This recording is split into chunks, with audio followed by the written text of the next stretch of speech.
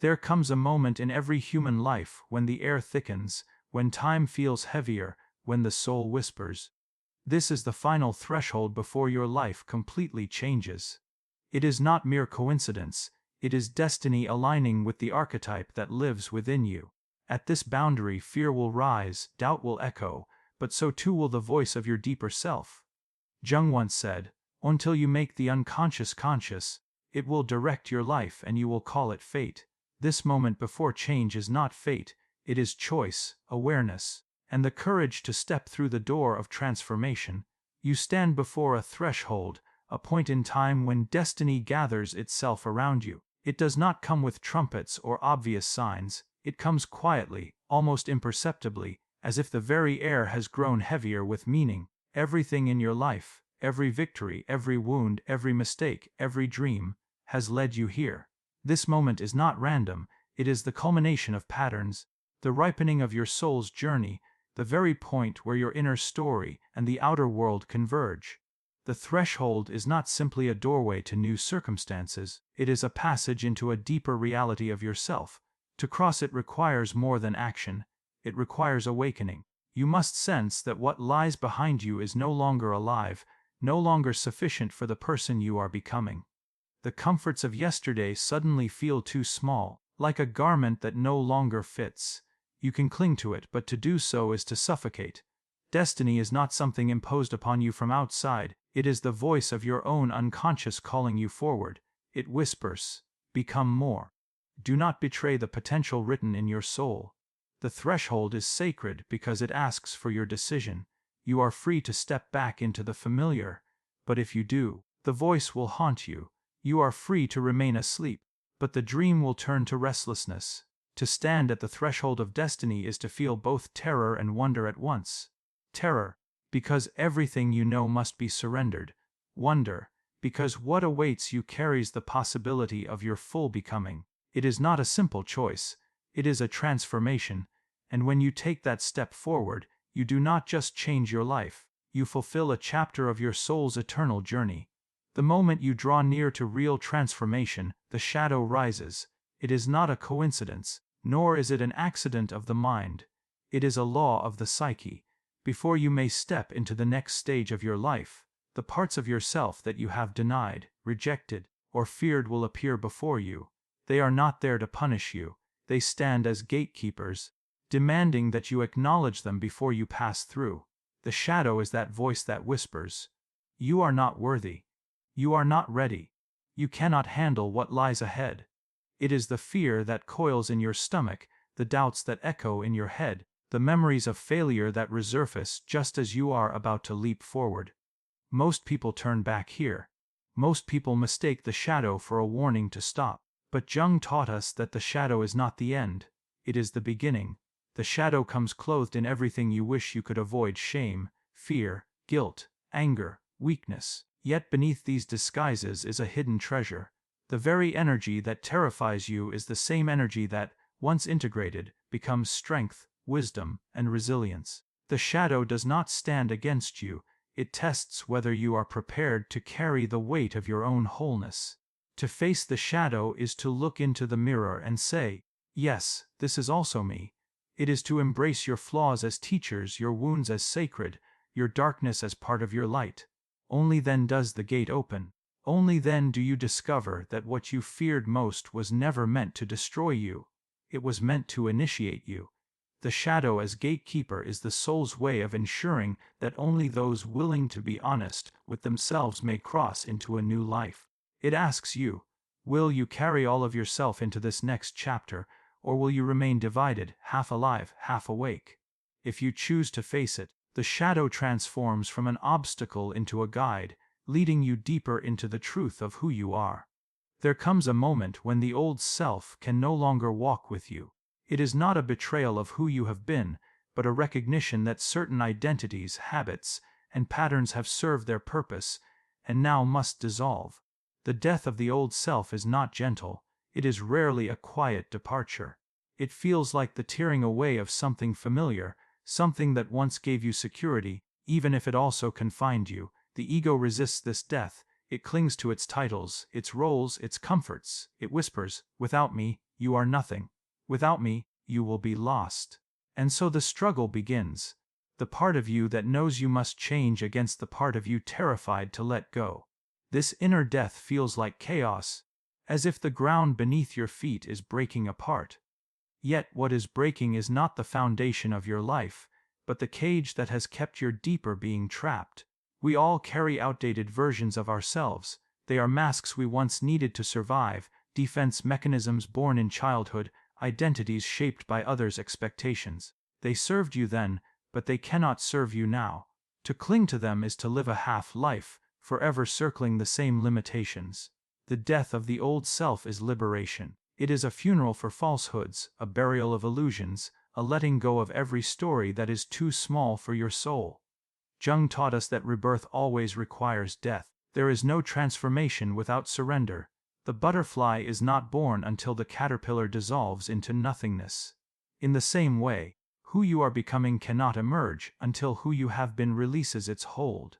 This death may feel like loss, but in truth it is a birth disguised as ending. To embrace this death is to say, I will no longer live confined by what I was. I will allow myself to become who I truly am. And when you rise from this symbolic grave, you will discover that what has died is not your essence, but your limitations. The old self falls away so that the eternal self, the whole radiant self, can finally step into the light of its destiny. Deep within the psyche of every human being lives a timeless image, the archetype of the hero. This figure has walked through every myth, every culture, every sacred story across the world. It is not just the warrior with a sword, not only the one who slays dragons or rescues kingdoms. The hero is the symbol of your own inner journey, the call to leave behind the familiar and step into the unknown, to face trials that strip you bare and reveal the strength you did not know you carried.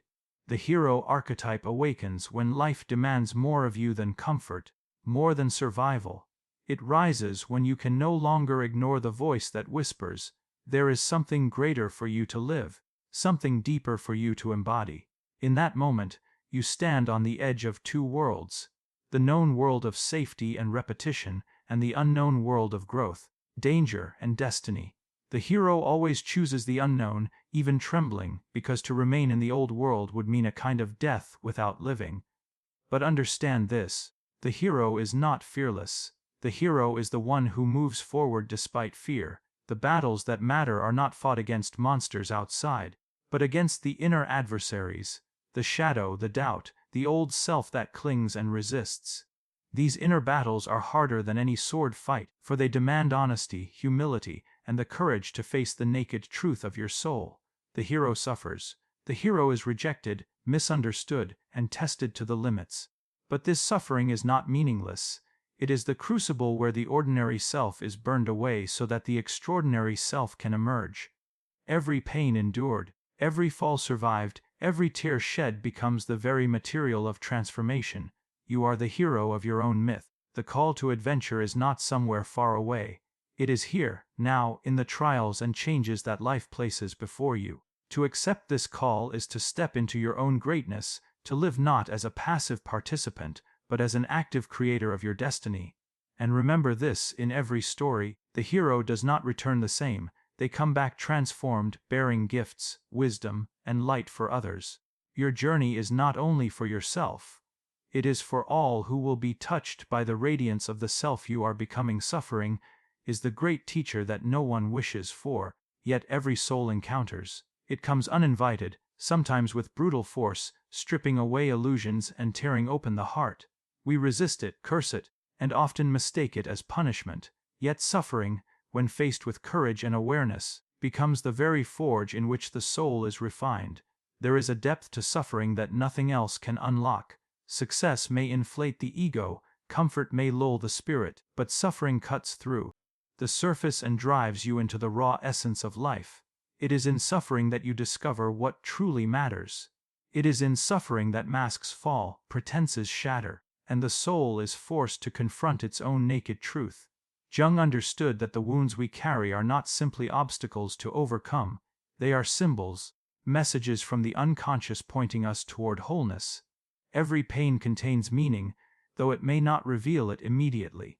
Suffering is the alchemy of transformation, where the lead of despair can be transmuted into the gold of wisdom. But this requires that we do not run from it, numb it, or deny it. We must dare to enter into it consciously. Think of how fire hardens steel. Without the heat, the sword remains weak, untested, fragile. So too with the soul. Without suffering, the spirit remains soft, unformed, unready for the destiny it must bear. Through suffering, strength is born, not the brittle strength of pride, but the enduring strength of humility and resilience. Do not misunderstand, suffering is not to be glorified for its own sake. It is not about seeking pain, but about seeing that when it arrives, it carries within it a hidden gift. It tears down what is false so that what is true can rise. It cracks the shell of the ego so that the light of the deeper self can break through. The power of suffering is not that it destroys you, but that it forces you to become indestructible. Not by hardening your heart, but by expanding it. The one who has suffered deeply knows compassion, empathy, and understanding beyond measure. The one who has walked through their own darkness can guide others through theirs. So when suffering comes, do not ask, "Why me?" Ask instead, "What is this asking me to become? What truth is being born through this pain?" In that question lies the secret. For suffering, embraced with consciousness, is not the end of life. It is the birthplace of transformation.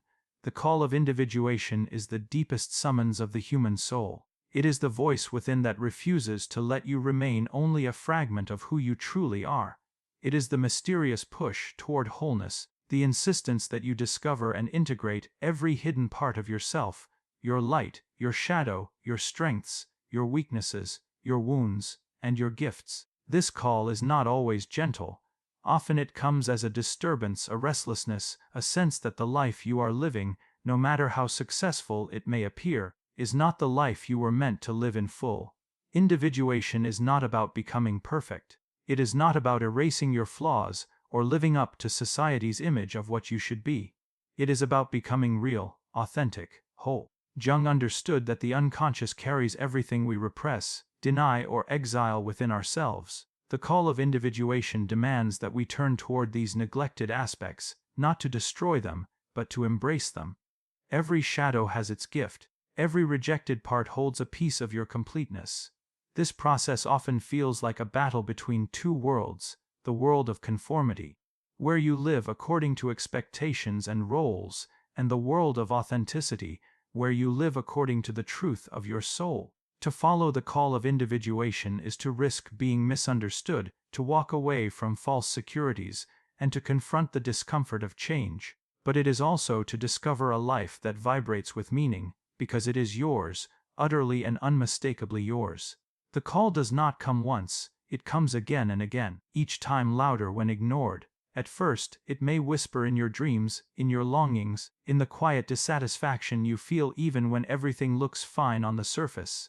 If you silence it, it may grow into crisis, upheaval, or loss, life itself conspiring to push you back toward your own path. For the psyche will not allow you to betray yourself forever. To answer the call of individuation is an act of courage. It means saying yes to your own destiny, yes to the work of self-discovery, yes to carrying the burden of your uniqueness.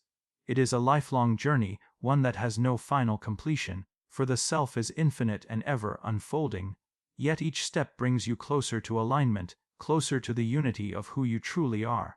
And the beauty is this: when you become more whole, you do not only heal yourself, you bring healing to the world around you. A person who has integrated their own shadow does not project it onto others. A person who has embraced their own depths becomes a light for those still lost in darkness. Individuation is not selfish, it is the greatest service you can offer, because the world needs whole, conscious human beings more than anything else. The call of individuation is here, now, inside you. It will not cease. You may delay it, resist it, run from it. But in the end, it will wait. For this is not just a choice, it is the destiny of the soul. Before every great transformation, there comes the trial of solitude. It is the passage no one can walk for you, the silence that strips away distraction, the emptiness that reveals what is truly within. Many fear it, for solitude feels like abandonment, friends drift away, familiar comforts no longer sustain you, and the world that once felt solid now feels unbearably distant. Yet solitude is not a curse, it is an initiation. In solitude the masks begin to fall. There is no one to perform for, no audience to applaud or criticize, no noise to drown out the whispers of the soul.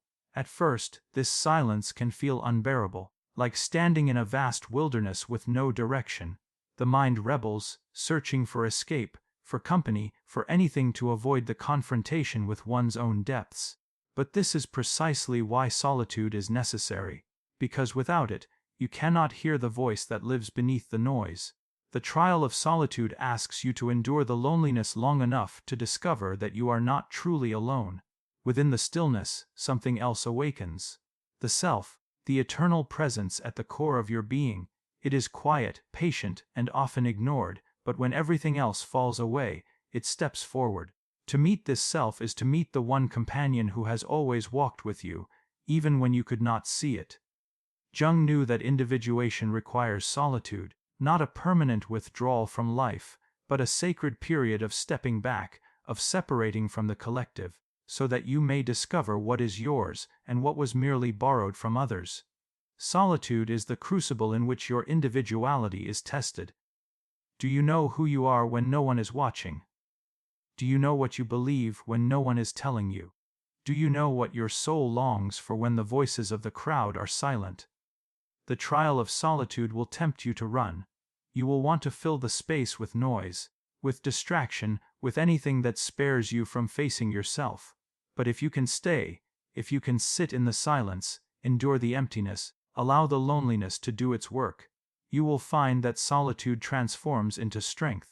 What once felt like isolation becomes communion with something larger than yourself. When you emerge from solitude, you are no longer swayed so easily by the opinions of others. You are rooted, grounded, anchored in your own truth. And this truth is not arrogance. It is authenticity, the unshakable knowing that you carry your own light within. Thus, the trial of solitude is not the absence of connection. It is the preparation for deeper connection. For only when you have met yourself fully can you meet others honestly. Only when you have walked through your own silence can you truly listen to another. This is why the soul demands solitude before transformation. It is not punishment, it is purification. It is not emptiness, it is preparation for fullness. And those who endure it emerge ready to carry the weight of their destiny. There comes a moment when preparation is no longer enough. You can study, reflect, and dream endlessly, but transformation requires movement, and movement demands courage. The courage to leap is the point where thought must give way to action, where fear must bow to faith, where you choose the unknown over the comfort of the familiar. The leap is terrifying because it severs you from certainty. The ground you have always walked on begins to crumble, and you are asked to step into a space where you cannot yet see the landing. Your mind will resist with every argument. Wait until you are ready. Wait until the fear is gone. Wait until the conditions are perfect. But the truth is that you will never feel completely ready. The leap itself creates readiness. The act of choosing is what calls forth the strength that lies dormant within you. The courage to leap is not the absence of fear. It is the refusal to let fear dictate your fate. Fear will walk beside you, whispering its doubts, but courage is the hand that silences it, saying, "You may follow, but you will not lead." Jung taught us that the unconscious waits for our decision, that life responds when we act. Until then, possibilities remain dreams, but once we leap, forces we could not see begin to align in our favor. This leap may take many forms: the decision to leave behind an old life, to step into a new vocation, to speak a truth you have silenced, to follow a path no one else believes in. Whatever form it takes, it will always feel too big for you, and that is the sign that it is the right leap. For growth never comes wrapped in comfort, it comes disguised as risk, as danger, as uncertainty. But remember this: every myth, every hero's journey, every great story tells us that the leap is the passage into destiny. The hero who refuses the call is consumed by regret. The hero who accepts it discovers worlds beyond imagination. When you leap, you step out of repetition and into creation. You break the cycle of the old and enter the flow of becoming.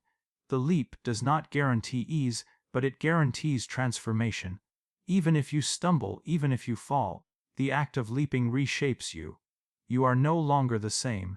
You have proven to yourself that you are willing to trust the deeper current of life, willing to risk everything for the truth of your becoming.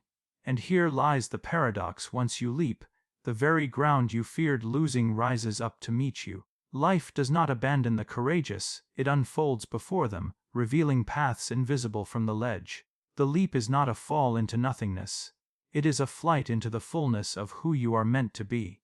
So stand at the edge, feel the tremor of fear, hear the beating of your heart, and leap. For it is in the leap that destiny is claimed, and it is in the leap that the self is born anew. There is within you an image that has not yet fully taken form, a presence that waits beyond the horizon of your present life, the future self. This is not a fantasy or an idle dream, it is the living potential of who you are destined to become. At every turning point, at every threshold, this future self shines like a distant star, calling you forward through the darkness. The light of the future self is subtle yet persistent. You may sense it in moments of intuition, in dreams that feel more real than waking life, in sudden flashes of inspiration that stir something deep inside you. At times it appears as longing, the quiet H that whispers, "There is more for you, more to live, more to embody." This is not dissatisfaction with who you are, it is the magnetism of the greater self pulling you toward completion. And here lies the mystery: the future self already exists. It is not something you must create out of nothing, but something you must uncover, awaken, and align with.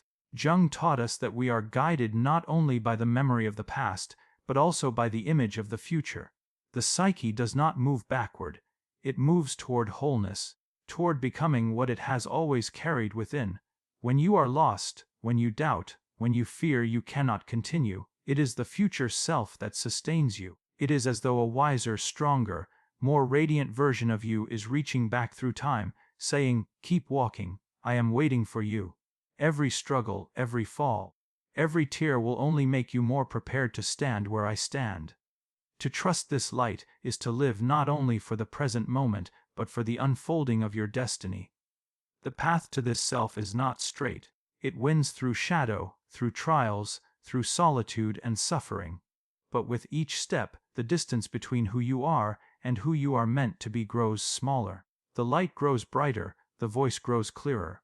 And as you draw closer, you realize that the future self is not separate from you. It is you, already alive within, urging to be lived.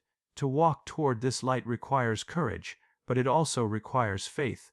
The faith that your life is not random, that your struggles are not meaningless, that every experience has been preparing you for this emergence.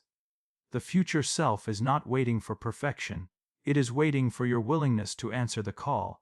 And when at last you meet this self, not as an idea, but as a living reality, you will see that it was never about becoming someone else.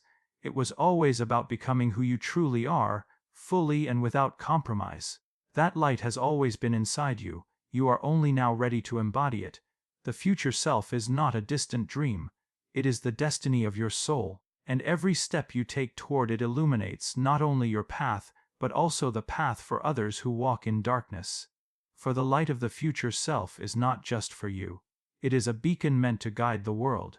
Rebirth does not come gently. It arrives like a storm that shakes the foundations of who you thought you were. It strips you bare, it takes from you what you clung to, and it places you in the dark womb of transformation, where nothing is certain, where the old no longer holds and the new has not yet fully emerged. This is why it feels like death, because in truth, something within you has died. But in that very death, something greater is being born. The sacred rebirth is not a single event, it is a process, a passage through fire, water, and shadow. It is the unraveling of all illusions, the surrender of all false identities, the breaking of the chains that kept your soul confined. At first, you may resist, you may fight to keep what is slipping away, but eventually you must yield. Rebirth cannot be forced, and it cannot be avoided. It comes when the soul has ripened, when destiny demands that you step into a fuller measure of yourself. Think of the caterpillar dissolving in the cocoon. To outside eyes it appears to be destruction, disintegration, loss, but within that darkness, a miracle is unfolding. The old form dissolves so that wings may form, so it is with you. The sacred rebirth requires you to dissolve who you were, so that you may rise into who you are destined to be. In this passage, the ego trembles. It does not like to die. It clings to the familiar even if the familiar is painful. But the soul knows. The soul whispers, let go, trust. What you are losing is not your life, it is your limitation. What is ending is not your essence. It is the prison that confined it. And if you dare to trust this voice, you discover that death is not the enemy, it is the doorway to new life. The sacred rebirth is not only for you. When you rise from this passage, you carry within you something luminous, something that radiates beyond your own being. You become a living symbol for others, proof that renewal is possible. That transformation is real. Your life itself becomes a myth retold, echoing the eternal story of death and resurrection that has lived in the human soul since the beginning of time. And this is why it is sacred, because it connects you to the universal rhythm of existence. Every seed must crack open before it grows. Every dawn requires the night. Every soul must die to an old self before it can be reborn into its destiny. You are not separate from this great cycle, you are a living expression of it. When you emerge from the sacred rebirth, you do not return as you were. You return with eyes that see more deeply, with a heart that loves more widely, with a spirit that walks more freely. You are no longer bound by the past, no longer defined by your wounds, no longer imprisoned by fear. You carry the light of someone who has passed through death and discovered life on the other side. This is your moment. This is your passage. Trust the rebirth, no matter how dark it feels, for it is not the end. It is the beginning of your true life. And when you rise, you will rise whole, luminous, and unshakably alive. So I say to you, this is the final moment before everything changes. Do not run from it. Do not hide. Face it with the eyes of a warrior and the heart of a lover of life. You are not merely moving forward, you are transforming. You are not merely changing your circumstances, you are changing your being.